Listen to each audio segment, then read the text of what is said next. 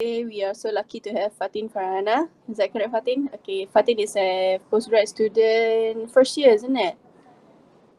If I'm not mistaken, doing her PhD. She's really a diligent, very hardworking student under Prof. Balkis, our TDPI for faculty, and also from CODTIS. Okay, I just as a reminder, I have prepared a QR code to be scanned after what do you call, after this session, so that for record actually. Alright, so Fatin, please share with us your manuscript, right? The one accepted and in a Q1, if I'm not mistaken. No. This is not our Okay. paper. Alright, I thought you're sharing your Q1 paper. Oh, It's no.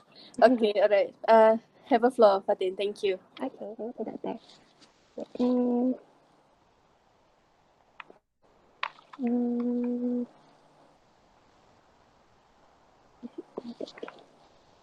Can you see my screen? Yes. Wow. What is that? Yes. Okay. Assalamualaikum and a very good morning to all. Welcome to our second session of Journey Club. It's rather unfortunate as some of us are unable to proceed our network due to the sudden QKPD and me included, but I hope everyone is staying safe and sane. Alright.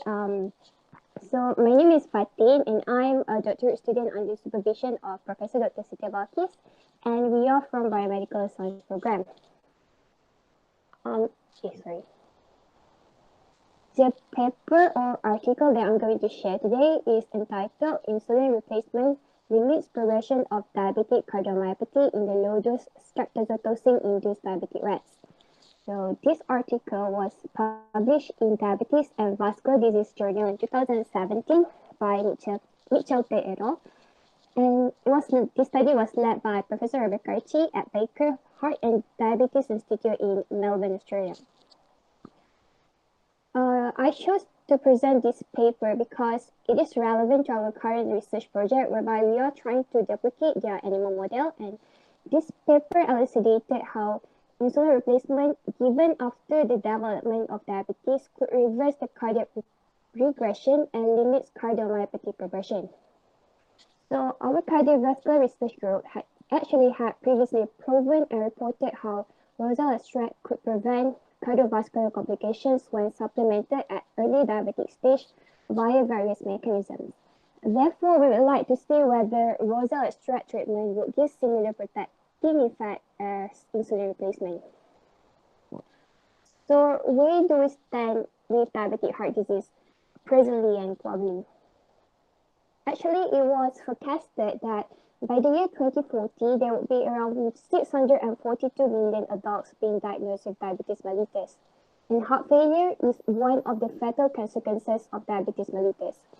This is because not only that diabetic patients have higher chance of getting heart failure, when they do have it, or when they do have the heart failure, their prognosis to get better is worse compared to heart failure patients without diabetes.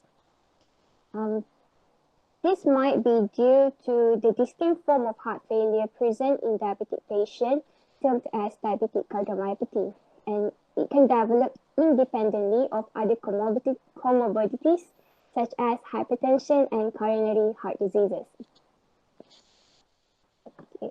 According to Dr. Connolly in his plenary talk in 2018, about a third of all heart attacks and strokes and 2/5 of all heart failure admissions to the hospital are all direct result of diabetes. So a prominent feature of diabetic cardiomyopathy or DCM is the development of diastolic dysfunction, which would later followed by systolic dysfunction in more advanced cases of DCM. These are all failure of the left ventricle to receive and pump blood normally, which in long term would lead to heart failure. Presently, heart failure in diabetic patients is treated with the same treatment strategies as those without diabetes. However, these treatments are rather ineffective as diabetic patients still have poor prognosis. This shows that diabetic cardiomyopathy is driven by high glucose levels and impaired glucose control. So, these figures shows how impaired insulin signaling in high glucose condition will eventually lead to cardiac structural and functional alterations, leading to the development of diabetic cardiomyopathy. So without tackling this pathogenesis pathway, any treatment to DCM is rendered useless. So in regard to all aforementioned issues, the authors aim to investigate the contribution of insulin deficiency and the subsequent glucose level reduction after insulin replacement on the development of severe DCM. The study was designed as follows. Sport dolly male rats were first administered with streptozotocin at 55 mg per kilogram intravenously to induce type 1 diabetes after overnight fasting. So streptozotocin, or STZ, is actually an antibiotic that is commonly used to induce diabetes mellitus in animal model. So STZ has this glucose or glucose molecule on its structure, allowing it to be recognized by glucose receptors that are abundant on pancreatic beta cell. So the binding of STZ on these receptors would elicit beta cell destruction, and as pancreatic beta cells are responsible for synthesis and secretion of insulin, this would eventually cause insulin deficient diabetes mellitus, also known as type 1 diabetes. So after 4 to 5 days, urinalysis was performed on the rats to confirm successful induction of diabetes. Then these rats were left untreated for 4 weeks. After 4 weeks, a subset of the diabetic rats were given insulin replacement via long-acting human insulin at 6 units per day. And the remaining diabetic rats and non-diabetic rats on normal control remain untreated. So this rat would then follow for additional 4 weeks treatment period with, so the total study period is 8 weeks. So let's move on to the results, findings. So first, we will explore how insulin replacement affects the diabetic phenotype. So results showed that untreated diabetic rats have elevated glucose, blood glucose. However, upon daily injection of insulin in the last 4 weeks of study period, the glucose levels were significantly reduced and comparable to that of a normal control. Untreated rats also failed to gain weight, whereby the final body weight will also significantly reduced. This is, however, improved by insulin replacement. Polyuria, or excessive urinating, is observed in diabetic rats, and insulin replacement had significantly attenuated this prominent diabetic feature. And all these observations are rather promising, but we have to look deeper into the heart function and whether insulin replacement has any effect on the heart function or not.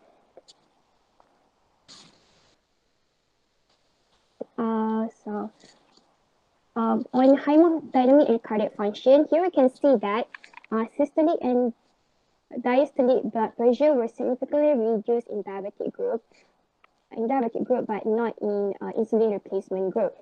By using both echocardiography and heart catheterization, the authors observed significant diastolic dysfunction on untreated diabetic rats after 8 weeks of study periods.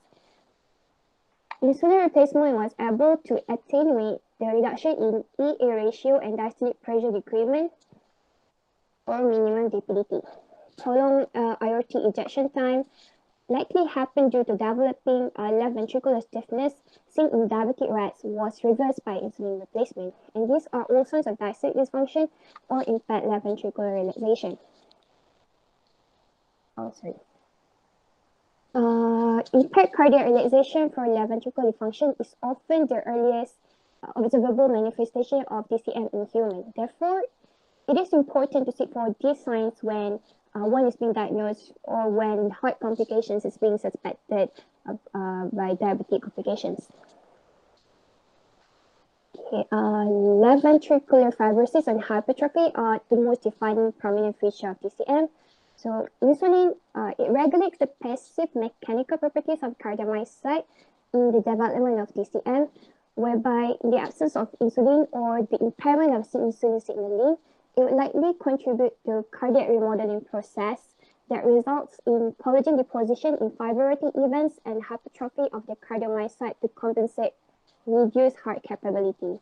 So by using series red staining, collagen deposition, here seen as red in the upper photos, is rather severe in untreated diabetic rats, whereby insulin replacement gave anti-fibrotic effect with observable reduced collagen deposition in treated diabetic rats.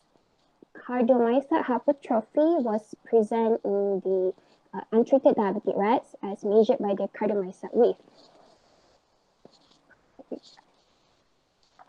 Cardiac hypertrophy also reflected on the absolute heart weight and overexpression of pro-hypertrophy markers, which are arterial natriuretic peptide, NMP, BNP, brain natriuretic peptide, and beta-myosin heavy chain.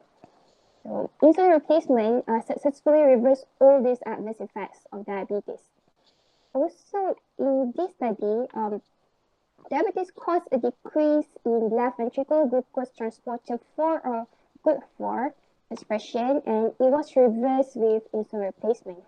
So in type 1 diabetes, beta cell destruction prevents insulin-mediated glucose uptake and triggers a compensatory switch to fatty acid oxidation. Energy synthesis by fatty acid oxidation is the most inefficient way for energy production, and in the long term would lead to impaired contractile function. On top of that, GLUT4 translocation to the plasma membrane is dependent on insulin signaling. Regardless of this, whether the reversal of GLUT4 expression was directly due to insulin signaling or secondary improvement in left ventricular contractility is unknown because the author did not explore deeply into this. Okay, reactive oxygen species generation derived from an ADPH oxidase plays a major role in the development of DCM, as a lot of diabetic complications derive from the excessive oxidative stress. So in this paper, the authors demonstrated that while an ADPH oxidase is highly expressed in diabetic rats and superoxide generation is significantly elevated, insulin replacement mediated their reductions. Diabetic rats exhibited increased left ventricular expression of pro-inflammatory cytokines TNF-alpha and interleukin-6 as well as MCP-1 compared to the non-diabetic rats. So TNF-alpha and MCP-1 expression will return to normal levels after insulin replacement in diabetic rats. There is, however, no difference seen in the expression of TRB3, showing that the inflammatory events did not involve ATP signaling, whereas for FPR1 and FPR2 expression in diabetic were reversed by insulin replacement, showing that the neutrophils are being recruited following inflammatory signals.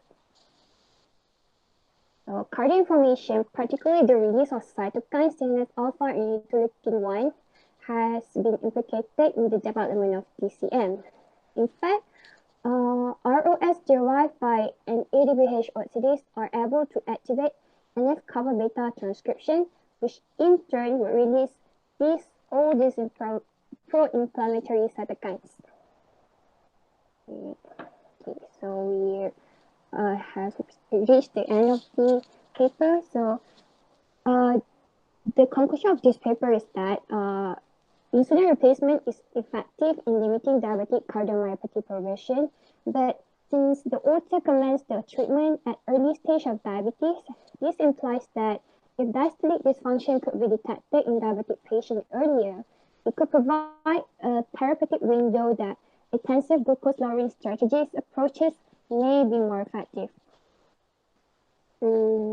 Lastly, the take-home message from this paper is that time is crucial, as it is best to detect diabetes mellitus early for management against developing cardiomyopathy, and to look out for diastolic dysfunction signs when one is being diagnosed with diabetes mellitus for early management against advanced DCM. And there is need for sensitive diagnostic tools to be able to detect asymptomatic TCM. These are other references cited in their presentation. Thank you. Thank you, Fatin. Very useful. Okay, I open to the floor for any question. Please ask. I can read the question or you can unmute yourself.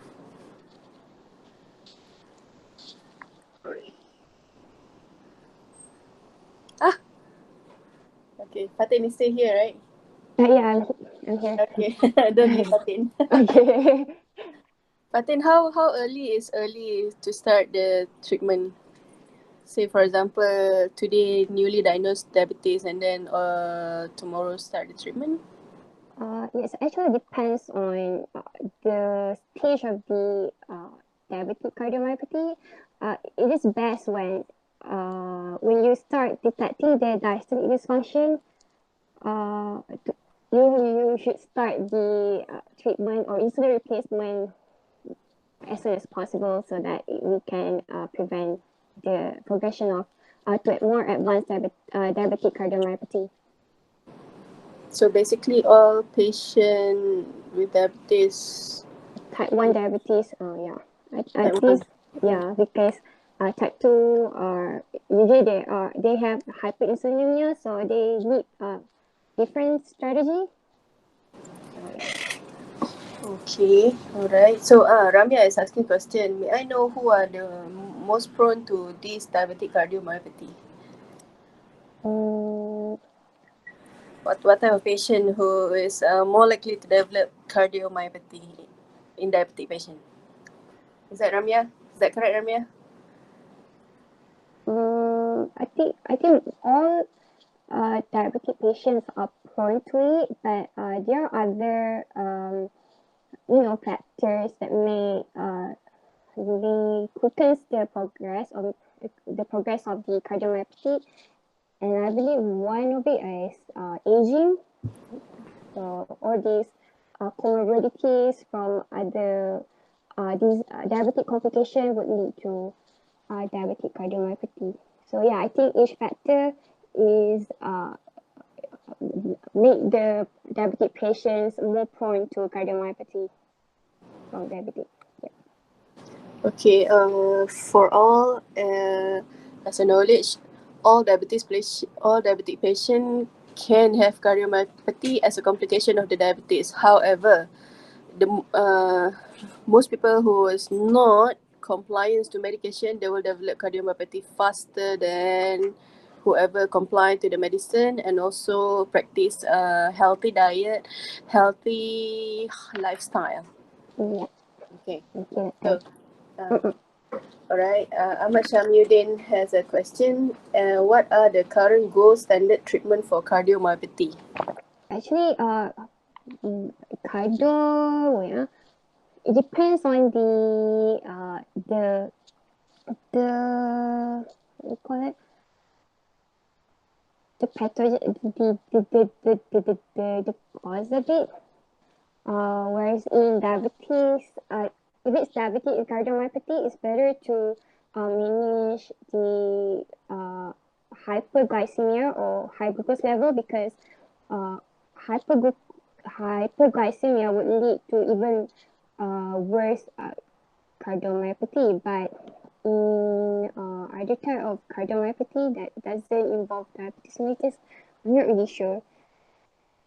But for advanced cardiomyopathy, usually the cardiomyopathy is irreversible due to the fibrosis, collagen deposition, and cardiac hypertrophy.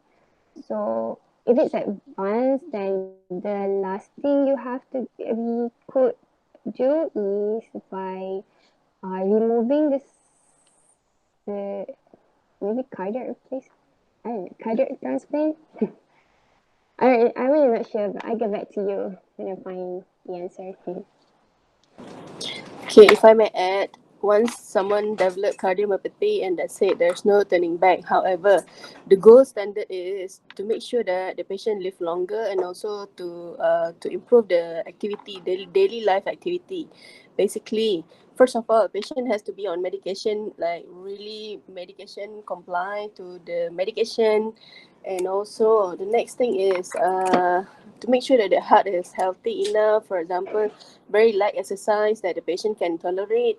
And also if surgically advisable for the patient, then perhaps like pacemakers or defibs can be offered to the patient, but it depends on the condition of the patients. And after thorough investigation, for example, echo or stress test, also CT scan, all those things. Well, that's the gold standard basically. So if I'm not mistaken. There's a question here.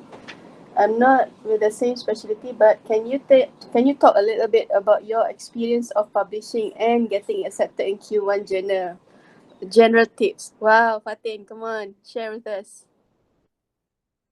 I actually just published a review paper, and we were invited to publish on the journal.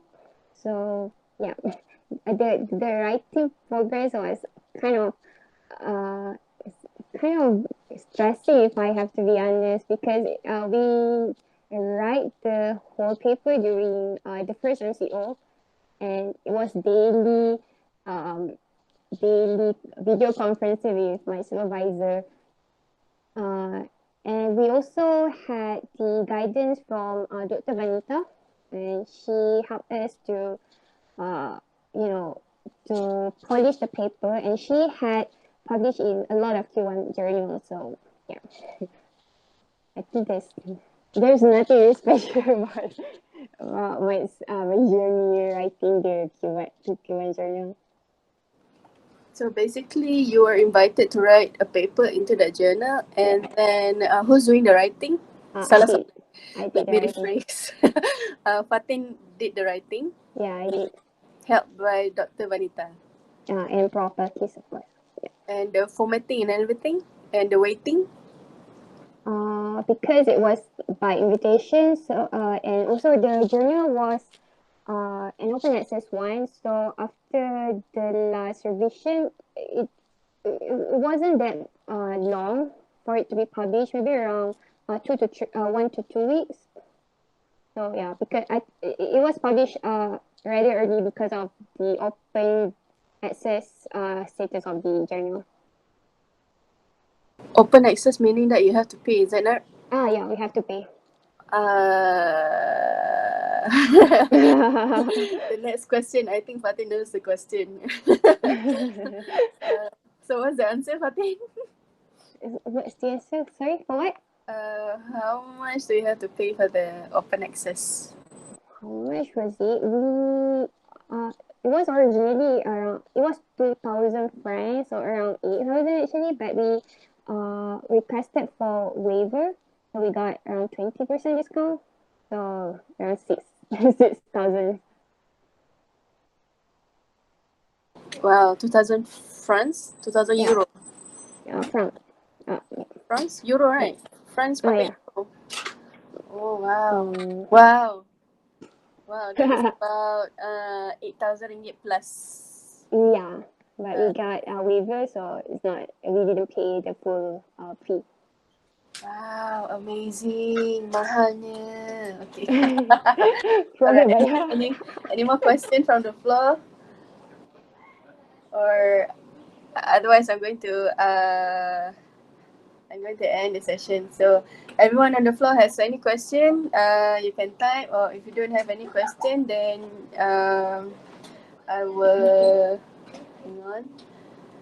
Anything, any finale from Fatin? Anything you want to as a what do you call pembakar semangat untuk mempublish dalam Q1 Q2?